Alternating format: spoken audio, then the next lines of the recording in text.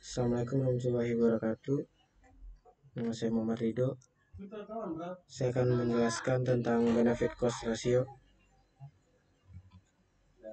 Benefit cost ratio adalah analisa benefit cost ratio merupakan teknik analisa dalam mengetahui nilai manfaat dari sebuah proyek yang akan dijalankan, yakni membandingkan antara nilai manfaat dengan nilai investasi atau modal.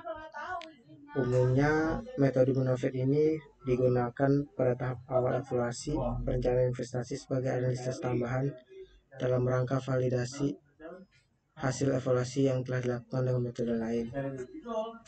Metode ini sangat bermanfaat untuk evaluasi proyek pemerintah yang berdampak langsung kepada masyarakat banyak, baik dampak positif maupun dampak negatif. Metode ini memberikan tekanan terhadap rasio antara aspek manfaat, yaitu benefit, dengan aspek biaya atau cost yang ditanggung akibat adanya investasi tersebut.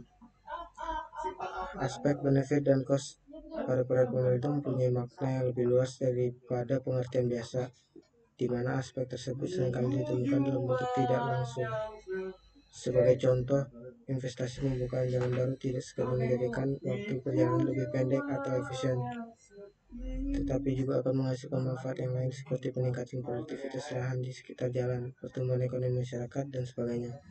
Selain manfaat, ada pula biaya lain yang harus dikeluarkan masyarakat yang berupa dampak negatif seperti biaya terhadap dampak perubahan lingkungan, menurunnya tingkat keamanan, kenyamanan, intrusi nilai sosial, budaya, dan sebagainya akibat adanya pembukaan jalan baru. Kelebihan benefit cost ratio sebagai berikut, yaitu merupakan alat analisis yang sederhana sehingga memudahkan pengambilan keputusan dalam menentukan prioritas. Selain itu, benefit cost ratio juga sangat membantu pengambilan keputusan dalam mengurutkan prioritas pilihan. Untuk prioritas ini saya akan meningkatkan efektivitas pengguna anggaran. Apabila benefit cost ratio atau alat lain tidak dimanfaatkan oleh pengambil keputusan, terdapat kemungkinan bahwa pengambil keputusan tersebut telah membuang waktu, tenaga, biaya untuk memilih program yang kurang esensial untuk dilakukan pada waktu tertentu.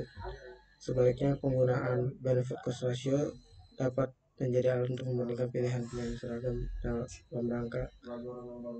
kerangka waktunya. Kekurangan benefit cost ratio yaitu menggunakan pendekatan peramalan nilai waktu uang. Metode ini memiliki masalah dalam hal akurasi. Peramalan biaya dan keuntungan tidak selalu mendekati nilai real pada saat ditentukan. Selisih antara nilai perkiraan dan nilai real dapat positif dan sebaliknya negatif. Meskipun demikian, tidak sesuai ini terkadang disebut sebagai risiko yang harus dihadapi oleh pengambil keputusan. Dalam penggunaan benefit cost ratio, aspek ketidakpastian menjadi bagian yang tidak dapat dipisahkan. Untuk menyiasati ketidakpastian ini, pengambilan keputusan dapat menggunakan salah satu dari 3 metode di bawah. Yang pertama, analisis nilai yang diekspektasi. Yang kedua, analisis sensitivitas. Yang ketiga, evaluasi pilihan. Analisa benefit cost ratio seringkali dilakukan untuk proyek umum. Pengertian benefit atau keuntungan faedah yang didapat pemilik. Disbenefit atau kerugian. Cost yaitu biaya atau pengeluaran untuk pembuatan operasi, pemeliharaan dan lain-lain. Rumusnya itu B per C sama dengan benefit dan disbenefit bagi cost. Didapat nilai waktu dari ruang tetap diperhitungkan tetap dengan PW atau AW. Secara umum, metode analisis BCA dapat dijelaskan sebagai berikut. Benefit core ratio sama dengan sigma benefit bagi sigma cost. Jika analisis dilakukan terhadap present worth, benefit cost ratio sama dengan PWB bagi PWC. Jika analisis dilakukan terhadap equivalent uniform manual, BCR sama dengan EUAB bagi EUAC. dan sebagai berikut. Keputusan yang diambil, satu alternatif ini ada untung ada rugi. Yang kedua alternatif pilihan nilai benefit atau cost yang paling besar positif atau dengan selisih arus dana sebagai berikut.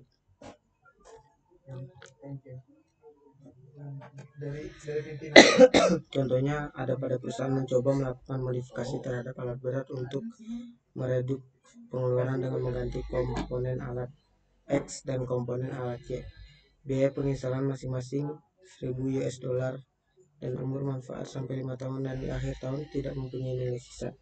Komponen alat X menghemat sekitar 300 dolar per tahunnya dan komponen Y menghemat 400 dolar di tahun pertama dan kemudian 50 dolar di tahun berikutnya. Jika suku bunga 7%, komponen mana yang akan dibeli perusahaan? Penyelesaiannya seperti berikut. Komponen X, PW of course sama dengan 1000 dolar, PWF benefitnya sama dengan 300, P per A 7%, 5 sedangkan 300 4 dikali 4,100 sama dengan ya hasilnya segitu 1230 dolar US dollar.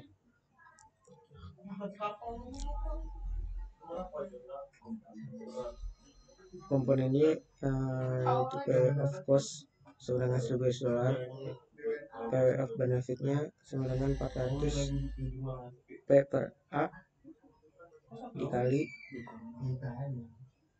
7%, 5 kurangi 50, P per G, 7%, 5 sama dengan 400 dikali 4,100 dikurang 50, 7,647 hasilnya 1640 kurang 342. Ya, sekian dan terima kasih.